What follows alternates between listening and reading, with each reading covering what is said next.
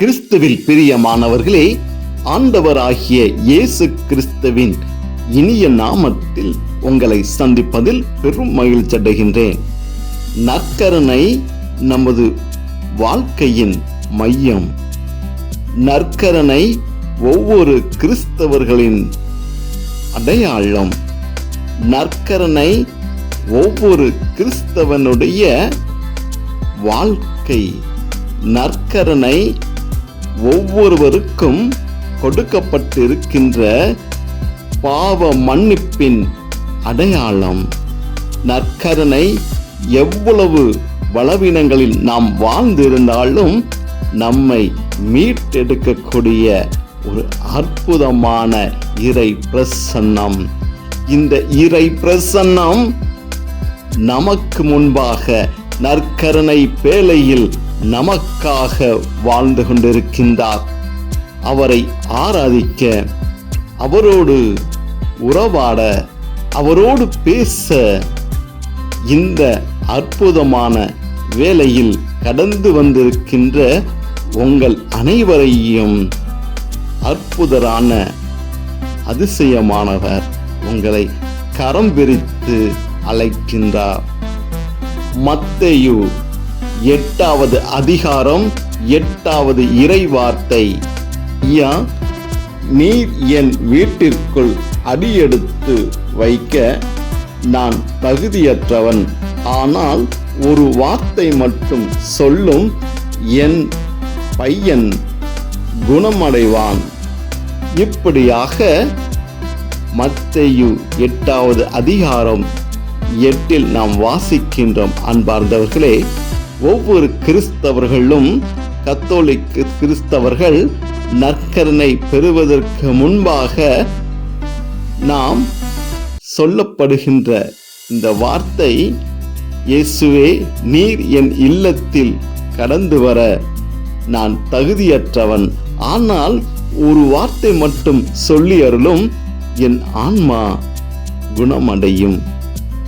அன்பார்ந்தவர்களே, மத்தேயு 8வது அதிகாரத்தில் நாம் 5 முதல் வாசிக்கின்ற வாசகங்களை நாம் இப்படியாகத்தான் பார்த்து கொண்டிருக்கின்றோம்.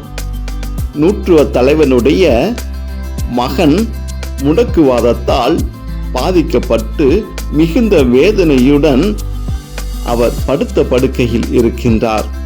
அப்போது இந்த நூற்றுவர் தலைவர் ஆண்டவரை சந்தித்து, இப்படியாக என் மகன் நோயினால் பாதிக்கப்பட்டிருக்கின்றான் என்று சொல்லப்படுகின்றார். அப்போது இயேசு, இதோ நான் வந்து அவனை குணமாக்குவேன் என்றார். ஆம் அன்பார்ந்தவர்களே, இப்படியாக இந்த வார்த்தையினுடைய சிந்தனையில் நாம் எடுத்துக்கொள்கின்ற போது, ஒருவரை தேடி ஆண்டவர் வருகிறேன் என்று சொல்லப்படுகின்ற போது நாம் எவ்வளவு ஆர்வமாக அவரை வரவேற்க நாம் காத்திருப்போம். ஆனால் நூற்றுவ தலைவனோ, அவனுடைய பதில் என்னவாக இருக்கிறது? ஐயா, நீர் என் வீட்டிற்குள் அடியெடுத்து வைக்க நான் தகுதியற்றவன். ஆனால் ஒரு வார்த்தை மட்டும் சொல்லும், என் மகன் நலமடைவான். அன்பார்ந்தவர்களே, இது நாம் பழகின வார்த்தையாக இருந்தாலும், அதிக முறை நாம் வாசித்த பகுதியாக இருந்தாலும், அதிக முறை நாம் கேட்ட பகுதியாக இருக்கலாம். ஆனால் இதில் சிந்திக்கக்கூடிய ஒரு காரியம் என்னவென்று பார்த்தால், நாம் ஒவ்வொரு நாளும் திருப்பலிக்கு பங்கெடுக்கின்றோம். திருப்பலியில் தகுந்த விதத்தில் நாம் நம்மை ஒப்புக்கொடுத்து நற்கருணை நாம் பெறுகின்ற போது, அந்த உடலானது நமது உள்ளத்தில் வருவதற்கு நாம் தகுந்த விதத்தில் தயாரித்து, தகுந்த தயாரிப்போடுதான் நாம் அவரை உட்கொள்ள அழைக்கப்படுகின்றோம். நமது வாழ்க்கை எப்படியாக இருந்திருந்தால் நாம் அவரை அழைப்பதற்கு, அவரை வரவேற்பதற்கு நாம் தகுதி இல்லாமல் இருந்து கொண்டிருக்கின்றோம். நமது வாழ்க்கை முறை எப்படி எல்லாம் தகுதியற்ற நிலையில் இருந்து கொண்டிருக்கின்றது. நான் ஆண்டவரை ஏற்றுக்கொள்வதற்கு, ஆண்டவரை நான் வரவேற்பதற்கு ஏன் என் உள்ளம் தயங்குகின்றது? ஏன் என் இல்லம் தயாராக இருக்கவில்லை? அப்படிப்பட்ட அந்த பிரசன்னம் நற்கருணையின் பேழையின் வாயிலாக நம்மை ஒவ்வொரு நாளும் தேற்றிக் கொண்டிருக்கின்றார். பல அதிசயங்களும் அற்புதங்களும் இந்த நற்கருணை வழிபாட்டில் நடந்து கொண்டிருக்கின்றது. அநேக ஆலயங்களில் இந்த நற்கருணையினுடைய சிறப்பு வழிபாடு நடக்கப்படுகின்ற போது அனைத்து விதமான நிறைய சாட்சிகள் நிறைந்த அற்புதங்கள் நடைபெறுவதாக நாம் பார்த்து கொண்டிருக்கின்றோம். அன்பார்ந்தவர்களே, நானும் நீங்களும் தகுதியற்ற நிலையில் வாழ்ந்து கொண்டு அவரை ஏற்க முடியாத அளவுக்கு என்னுடைய வாழ்க்கை முறை நான் வாழ்ந்து கொண்டு இருக்கின்ற போது அவரை நான் எந்த விதத்தில் நான் ஏற்றுக்கொள்ள முடியும்? எந்த விதத்தில் நான் அவரை என் இல்லத்தில் அழைத்து அமர வைக்க முடியும்? சிந்தனையோடு தான் நமது உள்ளமாகிய நமது உள்ளத்தில் அவரை எந்த விதத்தில் நாம் அவரை உட்கொண்டு என் உள்ளத்தில் வைத்து நான் வாழ்வாக்க முடியும் என்று நீங்கள் சிந்திக்க அழைக்கப்படுகின்றீர்கள். நமது உள்ளம், நமது சிந்தனை, நமதுடைய இருக்கக்கூடிய உடல் உள்ள உறுப்புகள் அனைத்தும் கிறிஸ்துவுக்கு ஏற்ற விதத்தில் இருந்தால்தான் அவர் நம்மோடு கடந்து வருவார். அவர் பிரசன்னம் நம்மில் நிலைத்து நிற்கும். அது தெரியாமல் நாம் ஒவ்வொரு நாளும் திருப்பலிக்கு சென்று வெறுமனை அவரை உட்கொண்டு வாழ்ந்து கொண்டிருக்கின்றோம். ஆண்டவரே, நீர் என் இல்லத்தில் எழுந்தருளி வர நான் தகுதியற்றவன், ஆனால் ஒரு வார்த்தை மட்டும் சொல்லி அருளும், எனது ஆன்மா நலமடையும் என்று நாம் சொல்கின்றோம். ஒவ்வொரு நாளும் இதை சொல்லிய பிறகுதான் நாம் நற்கருணை பந்திக்கு நாம் கடந்து சென்று கொண்டிருக்கின்றோம். அப்போது ஆண்டவர் என்ன சொல்ல வேண்டும் என்று நாம் எதிர்பார்த்திருக்கின்றோம். ஆண்டவர் என்ன சொல்ல போகிறார் என்பதை நாம் எதிர்பார்த்துத்தானே நாம் அந்த நற்கருணை பந்தியில் நாம் கடந்து சென்று கொண்டிருக்கின்றோம். அன்பார்ந்தவர்களே, இந்த தெய்வீக பிரசன்னம் ஆண்டவருடைய உடல் நம்ம உள்ளத்தில் கடந்து வருவதற்கு என்னுடைய பாவ பலவீனங்கள் எல்லாம் என்னை விட்டு மாறினால் மட்டும்தான் இந்த வார்த்தைக்கு நாம் உயிர் கொடுக்க முடியும். இந்த வார்த்தைக்கு நாம் அடைக்கலம் கொடுக்க முடியும். இந்த வார்த்தைக்கு நாம் மரியாதை கொடுக்க முடியும். அன்பார்ந்தவர்களே, ஏனோ தானோ என்று நாம் பல சிந்தனைகளோடு இந்த இடங்கள் கடந்து வருகின்ற போது ஆண்டவருடைய பிரசன்னம் கண்டிப்பாக நமக்கு அது ஒரு ஏமாற்றத்தை கொடுக்கக்கூடியதாக இருக்கும். அன்பார்ந்தவர்களே, நூற்றுவ தலைவனுடைய வாழ்க்கையில் ஒருபுறம் தன் மகன் உயிருக்காக போராடி கொண்டிருக்கின்றான். அவனுடைய வேதனைகளை தாங்க முடியாமல் அவர் அவதிப்பட்டு கொண்டிருக்கின்றார்.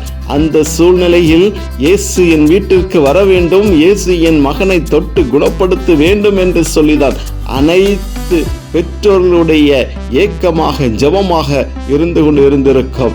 ஆனால் இயேசுவை சந்தித்து இப்படியாக என் மகன் பலவீனங்களோடு இருந்து கொண்டு இருக்கின்றான், உயிருக்கு போராடி கொண்டு இருக்கின்றான், மிகுந்த வலியும் வேதனையுடன் இருந்து கொண்டு இருக்கின்றான் என்றெல்லாம் பலவிதமான வார்த்தைகளை ஆண்டவரிடம் அவர் சொல்லியிருக்க கூடும்.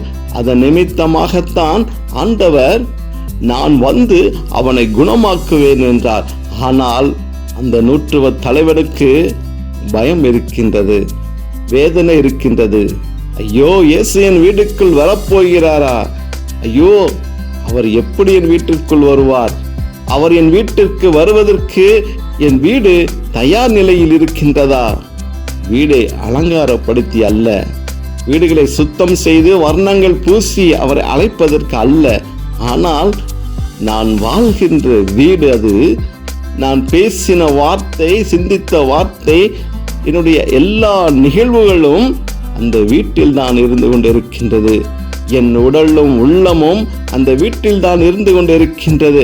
அப்படியாப்பட்ட இடத்தை தேடி ஆண்டவராக இயேசு கிறிஸ்து கடந்து வருகின்றார் என்று சொல்லப்படுகின்ற போது அவனுக்குள் பல வேதனைகள், அவனுக்குள் பல கேள்விகள், அவனுக்குள் பயம் ஏற்படுகின்ற போதுதான் அவன் ஆண்டவரிடம், இயேசுவே நீங்க வர வேண்டாம், நீங்க ஒரு வார்த்தை மட்டும் சொன்னால் போதும், என் மகன் நலம் அடைவான் என்று அவன் இயேசுவினுடைய வார்த்தை மேல் நம்பிக்கை வைக்கின்றான். ஆனால் நீங்களோ நானோ ஆண்டவர் என்னை தேடி வருகின்றார், என் வீடுகளுக்கு வருகிறார் என்று சொன்னால் நாம் எவ்வளவு மகிழ்ச்சியாக காத்து கொண்டிருப்போம். அவருக்கு தேவையான பணிவிடைகள் செய்வதற்காக நாம் தயார் நிலையில் இருந்திருப்போம். அவருக்கு தேவையான உபசரிப்புக்கு ஆயத்தமாகி உணவு பதார்த்தங்களை தயார் செய்து அவர் வரும்போது அவரை இருக்கையில் அமர வைப்பதற்கான பல ஏற்பாடுகளோடு நாம் சிந்தித்துக் கொண்டு இருக்கலாம்.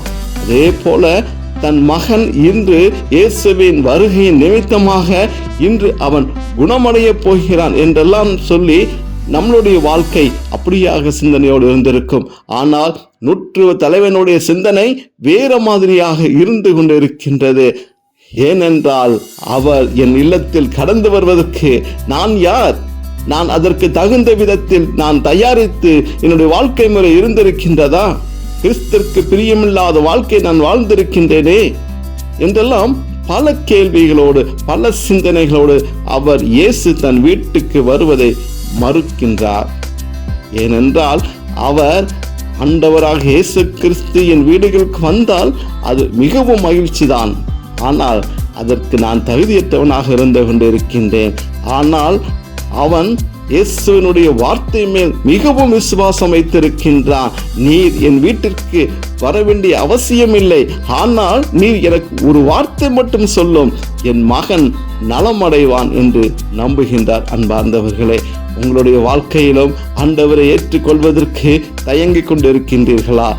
உங்களுடைய வாழ்க்கையிலும் ஆண்டவர் உங்கள் வீடுகளை தேடி வருவதற்கு நாம் தயங்கிக் கொண்டு இருக்கின்றோமா? பயந்து கொண்டு இருக்கின்றோமா? உங்களுடைய வாழ்க்கையிலும் ஆண்டவருடைய பிரசன்னம் கடந்து வருவதற்கு நீங்கள் தயார் நிலையில் இல்லாமல் இருந்து கொண்டு இருக்கின்றீர்களா? சிந்தித்து பார்ப்போம்.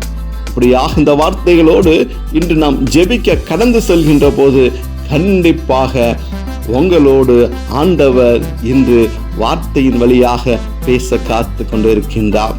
நீங்கள் எந்தெந்த தேவைகளோடு காத்து கொண்டு இருக்கின்றீர்களோ, உங்க பாவங்களை நீங்கள் அறிக்கையிட்டு ஆண்டவர் பாதத்தில் மண்டியிட்டு நீங்கள் ஜெபித்து, ஆண்டவரே எனக்கு ஒரு வார்த்தை மட்டும் சொல்லும், என் தேவைகள் நிறைவடையும். ஆண்டவரே எனக்கு ஒரு வார்த்தை மட்டும் சொல்லும், என் தேவைகள் சந்திக்கப்படும். ஆண்டவரே ஒரு வார்த்தை மட்டும் சொல்லும், என் நோய் என்னை விட்டு மாறும். ஆண்டவரே ஒரு வார்த்தை மட்டும் சொல்லுங்களேன், எனக்கு இருக்கிற எல்லா பிரச்சனைகளும் மாறுமே. சிந்தித்து கொண்டு இருக்கின்றீர்களா? அழுது கொண்டு இருக்கின்றீர்களா? ஏக்கத்தோடு காத்து கொண்டு இருக்கின்றீர்களா? ஆண்டவர் நிச்சயமாக உங்களுடைய வாழ்க்கையிலும் கடந்து வருவார். ஆண்டவர் நிச்சயமாக உங்களோடு பேசுவார். வாருங்கள், ஆழமான விசுவாசத்தோடு ஆண்டவரை நோக்கி நாம் ஜெபிப்போம். ஆண்டவர் நிச்சயமாக உங்களோடு பேசுவார், உங்களோடு கடந்து வருவார். உங்களுக்கென்று வார்த்தைகளை கொடுக்க அவர் காத்து கொண்டிருக்கின்றார். அன்பார்ந்தவர்களே, கிறிஸ்துவில் பிரியமானவர்களே, ஆண்டவராக இயேசு கிறிஸ்து இதோ நற்கரணை பேழையில் உங்களுக்காகவும் எனக்காகவும் காத்து கொண்டிருக்கின்றார். அனுதினமும் அவர் வாழ்ந்து கொண்டிருக்கின்றார். அவர் பிரசன்னம் ஒவ்வொரு நாளும் நமக்காக விற்கப்படுகின்ற சரீரமாக இருந்து கொண்டிருக்கின்றது. இந்த நற்கருணை நம்மை ஒவ்வொரு நாளும் தேடி வருகின்ற உயிருள்ள உணவாக இருந்து கொண்டிருக்கின்றது. இந்த நற்கருணை பிரசன்னத்திற்கு முன்பாக நீங்கள் ஜெபிக்க வந்திருக்கின்றீர்கள், ஆண்டவரோடு பேச வந்திருக்கின்றீர்கள். உங்களுடைய மனங்களை திறந்து ஆண்டவரோடு பேசுகின்ற நேரம், ஆண்டவரோடு உறவாடுகின்ற நேரம், இந்த நேரம் உங்களுடைய வாழ்க்கையில் பெரிய மாற்றத்தை கொடுக்கக்கூடிய நேரமாக இருந்து கொண்டு இருக்கின்றது. அன்பார்ந்தவர்களே, இதோ இந்த நாளிலே இந்த நேரத்தில் நீங்கள் என்னென்ன காரியங்களுக்காக ஜெபித்து கொண்டு இருக்கின்றீர்களோ, என்னென்ன தேவைகளுக்காக ஆண்டவரிடம் மன்றாடி கொண்டு இருக்கின்றீர்களோ, என்னென்ன கருத்துக்களுக்காக விண்ணப்பங்களை நீங்கள் ஆண்டவரிடம் ஒப்படைத்திருக்கின்றீர்களோ, இதோ ஆண்டவர் உங்களுக்காக வார்த்தைகளை சொல்வதற்கு காத்து கொண்டிருக்கின்றார். அந்த வார்த்தை தான் இன்று நம்மை குணப்படுத்த போகின்றது. அந்த வார்த்தை தான் நம்மை நம் தேவைகளை சந்திக்க அழைத்து செல்ல போகின்றது. ஆண்டவரோடு உருக்கமான விதத்தில், ஆண்டவரே ஒரு வார்த்தை மட்டும் சொல்லுங்களேன், என்னுடைய வாழ்க்கை மாறி போயிடுமே. ஆண்டவரே ஒரு வார்த்தை மட்டும் சொல்லுங்களேன், என் பலவீனங்கள் எல்லாம் மாறுமே. அப்படியாக என்னென்ன தேவைகளோடு இருக்கின்றோமோ எல்லா தேவைகளும் ஆண்டவருடைய பாதத்தில் ஒப்பு கொடுப்போமா? ஆண்டவருடைய பிரசன்னம், ஆண்டவருடைய கிருபை, ஆண்டவருடைய சமாதானம் என்று நம்மை தேடி வரப்போகின்றது. அவர் நம்மளோடு பேச போகிறார். அவரை நாம் இல்லத்திற்கு அழைக்க காத்து கொண்டிருக்கின்றோம். நமது உள்ளமாக இருக்கின்ற இல்லத்திற்கு அவரை வரவேற்க நாம் காத்து கொண்டிருக்கின்றோம். அவர் ஒரு வார்த்தை மட்டும் சொல்ல நாம் காத்து கொண்டிருக்கின்றோம். ஆழமான விசுவாசத்தோடு கண்களை மூடி அவரை பற்றி கொண்டு நாம் வாழ முற்படுகின்ற போது அவருடைய வார்த்தைகள் உங்களுடைய செவிகளில் நிறைவேறப் போகிறது. அன்பார்ந்தவர்களே, அன்பின் ஆண்டவரே என்னை உற்று பாருங்க. அன்பின் ஆண்டவரே என்னை உற்று பாருங்க. ஆண்டவரே அப்பா, உமது பாதத்தில் மண்டியிட்டு நான் ஜெபித்து கொண்டு இருக்கின்றேன். அப்பா, கண்ணீரோடு வாழ்ந்து கொண்டு இருக்கின்றேன், நோயோடு வாழ்ந்து கொண்டு இருக்கின்றேன், பிசாசின் பிடியோடு வாழ்ந்து கொண்டு இருக்கின்றேன், கடன் பிரச்சனையோடு வாழ்ந்து கொண்டு இருக்கின்றேன். என்ன செய்வதே என்று தெரியாமல் கலங்கி நின்று கொண்டு இருக்கின்றேன். எல்லாம் உமக்கு சித்தமில்லாத வாழ்க்கை, எல்லாம் உமக்கு பிரியமில்லாத வாழ்க்கை, மனம் போன போக்கில் வாழ்ந்த வாழ்க்கை. ஆண்டவரே, இப்போ அதையெல்லாம் நீர் என் உள்ளத்தில் கடந்து வருவதற்கு அதெல்லாம் தடையாக இருந்து கொண்டு இருக்கின்றது. இப்படியாப்பட்ட பாவியை நீங்க பார்க்க, நீங்க நேசிக்க நான் தகுதியற்றவனாக இருக்கிறேன். ஆண்டவரே அப்பா, என்னை மன்னித்து கொள்ளுங்க. ஆண்டவரே அப்பா, உமது பிரச்சனை என் உள்ளத்தில் வருவதற்கு நான் மன்னிப்பு கேட்கின்றேன். நீர் என்னோடு பேசுவதற்கு நான் மன்னிப்பு கேட்கின்றேன். ஆண்டவரே அப்பா, உம் குரலை நான் செவிகளில் கேட்பதற்கு நான் மன்னிப்பு கேட்கின்றேன். என்னுடைய பாவ பலவீனங்களை எல்லாத்தையும் நினைத்து பார்க்கிறேன். கரை படிந்த என்னுடைய பாவ நிறைந்த வாழ்க்கை நீர் என் உள்ளத்தில் வருவதற்கு, நீர் என் இல்லத்தில் வருவதற்கு தடையாக இருந்து கொண்டு இருக்கின்றது. ஆண்டவரே, ஊட்டப்பட்ட கல்லறை போல் ஆண்டவரே என் வாழ்க்கை இருந்து கொண்டு இருக்கின்றது. இன்று நீங்க மாற்றுவீங்க என்று நம்புகிறேன். அப்பா, நீங்க மாற்றப் போகிறேன் என்று நம்புகிறேன். ஆண்டவரே, கண்ணீரோடு ஜெபிக்கிறேன். ஆண்டவரே, விசுவாசத்தோடு ஜெபிக்கிறேன். ஆண்டவரே அப்பா, நீ ஒரு வார்த்தை மட்டும் சொல்லுங்களேன், ஒரு வார்த்தை மட்டும் சொல்லுங்களேன். இதோ எழுந்து நட, இதோ நோய் குணமாயிற்று, இதோ உன்னுடைய கடன் பிரச்சனை மாறிவிட்டது, உன்னுடைய வேலை காரியங்களில் உயர்வை கொடுப்பேன், உன் கண்ணீரில் ஒரு மாற்றத்தை கொடுப்பேன், உன் கண்கள் இருக்கக்கூடிய பாடுகளை வேதனைகளை மாற்றுவேன். ஏதாச்சும் பேசுங்க ஆண்டவரே, ஏதாச்சும் பேசுங்க ஆண்டவரே. நீங்க சொல்கின்ற வார்த்தை தான் ஆண்டவரே, எனக்கு உலகமே இருக்குது ஆண்டவர். அப்பா, நீங்க சொல்ல போகிற விடுதலையான வார்த்தை என்னை இன்னும் 100 ஆண்டுகளுக்கு வாழ வைக்க போகிறது. கடனிலிருந்து தூக்கி எடுக்க போகிறது, நோயிலிருந்து தூக்கி எடுக்க போகிறது, அவமானங்களிலிருந்து தூக்கி எடுக்க போகிறது. என்னோடு பேசுங்க அப்பா, என்னோடு பேசுங்க ஆண்டவரே. ஆண்டவரே, மனம் இறங்குங்க தகப்பனே. அப்பா, மனம் இறங்குங்க ஆண்டவரே. நானும் அடையாள கிறிஸ்தவனாக இல்லாமல் நானும் உம்மை குறித்து, ஐயோ நானும் கிறிஸ்தவன் தானே என்று மற்றவர்களுக்கு அடையாளமாக வாழ்ந்து கொண்டு இருக்கின்றேன் ஆண்டவர். ஆனால் என் உள்ளத்தில் கரைகள், அது நீர் என்னோடு வருவதற்கு தடையாக இருக்கின்றது. எல்லாத்தையும் ஆண்டவரை நீங்க மன்னித்து ஏற்றுக்கொள்ளுங்க அப்பா. அப்பா, நான் உமக்காக வாழ காத்திருக்கின்றேன், உமது விசுவாசத்தில் வாழ நான் காத்திருக்கின்றேன் ஆண்டவரே.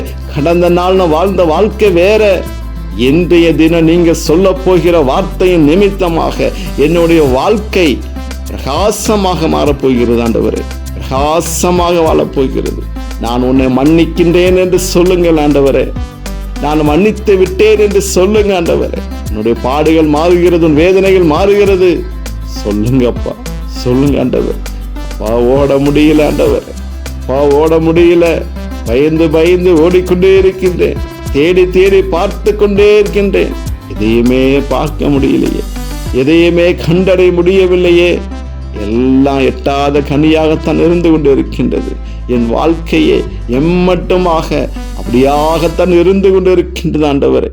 எனக்கு விகரம் தெரிந்த நாட்களில் இருந்து இன்று வரை ஆண்டவரே என் வாழ்க்கையில் சந்தோஷம் இல்லப்பா, மகிழ்ச்சி இல்ல ஆண்டவரே. ஒவ்வொரு நாளும் ஏதேதோ புதிதாக கஷ்டங்கள், மனக்கவலைகள், அவமானங்கள், நிந்தைகள், வேதனைகள் வந்து கொண்டே இருக்கிறது அப்பா. அதன் பின்னாடியே நான் சென்று கொண்டு இருக்கின்றேன். இன்று எல்லாத்தையும் மாற்றி கொடுங்க, எல்லாத்தையும் மாற்றி கொடுங்க ஆண்டவரே. உமது விசுவாசமான வார்த்தை என்னை குணப்படுத்தும், உமது பிரசனை என்னை குணப்படுத்தும், இந்த நற்கரணை என்னை குணப்படுத்தும், இந்த நற்கரணை என்னோடு பேசும். இந்த நற்கரணை தானே ஆண்டவரே நான் அன்போடு என் உள்ளத்தில் அழைத்து வாழ்ந்து கொண்டு இருக்கின்றேன். ஆனால் தகுதியற்ற நிலையில் அதை நான் ருசித்து வாழ்கின்ற போது அது தகுதி இல்லாமல் மாறி போகிறது. இன்றைய தினத்தில் இருந்து என் வாழ்க்கை உமக்காக ஒப்புக் கொடுக்கின்றேன். பலவீனமில்லாத, பாவமில்லாத வாழ்க்கை நான் இன்று முதல் வாழ ஆரம்பிக்கின்றேன். தரிசனங்களும் அற்புதங்களையும் நீர் கொடுப்பீங்க என்று நம்புகிறேன் ஆண்டவரே. அப்படியான விசுவாசத்தோடு இந்த நற்கரணை வழிபாட்டில் நான் உம்மை பார்க்க வேண்டும், உமது பிரசன்னத்தை நான் உணர வேண்டும், உமது தொடுதலை நான் உணர வேண்டும். நீங்கள் என் உள்ளத்தில் வருவதை, நீங்கள் என் சிறகை தொடுவதை உணர வேண்டும். நீர் என்னோடு என் செவிகளை பேசுவதை உணரக்கூடிய ஒரு அற்புதமான நேரமாக இந்த நற்கரணை வழிபாடு இருக்க வேண்டும் ஆண்டவரே. எனக்கு ஒரு வார்த்தை மட்டும் சொல்லுங்க ஆண்டவர், என்னோடு ஒரு வார்த்தையின் வழியாக பேசுங்க ஆண்டவர். எல்லாம் மாறும் அப்பா. அப்பா, எத்தனை வார்த்தைகளை சொல்லி எத்தனை அற்புதங்களை நீங்க செய்திருக்கிறீங்க ஆண்டவர். பட்டியல் இட முடியாத அற்புதங்களை நீங்க செய்திருக்கிறீங்க. அடியனுடைய வீட்டிலும், அடியனுடைய உள்ளத்திலும், அடியனுடைய இல்லத்திலும் ஒரு அற்புதங்களை நீங்க செய்ய வேண்டாமா? அற்புதங்களை நீங்க செய்ய வேண்டாமாப்பா? என்னுடைய வாழ்க்கையில ஒரு அற்புதத்தை செய்யுங்களேன். என்னுடைய வாழ்க்கையிலும் ஒரு வார்த்தையை சொல்லுங்களேன். எல்லாம் மாறுமே. நீ சொல்லப்படுகின்ற வார்த்தையினால் எல்லாம் மாறும் ஆண்டவரே. இன்று முதல் ஒரு மகிழ்ச்சியை காணக்கூடிய ஒரு பிரசன்னமான நேரமாக இருக்கட்டும் ஆண்டவரே. தெய்வீக பிரசன்ன ஆண்டவரே என் வாழ்க்கையில் கடந்து வரட்டும், என் உள்ளத்தில் கடந்து வரட்டும், இல்லத்தில் கடந்து வரட்டும் ஆண்டவரே. தடைகளை மாற்றுங்க, ஆசீர்வாதத்தை கொடுங்கப்பா. நானும் நல்ல கிறிஸ்தவனாக வாழ அழைக்கப்படுகின்றேன் ஆண்டவரே. அழைத்து கொள்ளுங்க அப்பா, என்னை அழைத்து கொள்ளுங்க ஆண்டவரே. மனம் இறங்குங்க ஆண்டவரே. இந்த பாவிய மன்னிங்க, பாவியோடு பேசுங்க, பாவின் உள்ளத்தில் கடந்து வாங்க. நீ என் உள்ளத்தில் வாழ வேண்டுமாய் நான் விரும்புகிறேன், என் இல்லத்தில் வாழ வேண்டுமாய் நான் விரும்புகிறேன். என் கண்ணீரை மாற்றுங்க, அதிசயங்களை என் வாழ்க்கையில் செய்ய போவதற்காக நன்றி செலுத்துகிறேன். தொடர்ந்து உங்கள் பிரசன்னம் என்னோடு, எங்களோடு, என் குடும்பங்களோடும் இருக்க வேண்டுமாய் இயேசுவின் நாமத்தில் ஜெபிக்கிறேன் நல்ல பிதாவே, ஆமென்.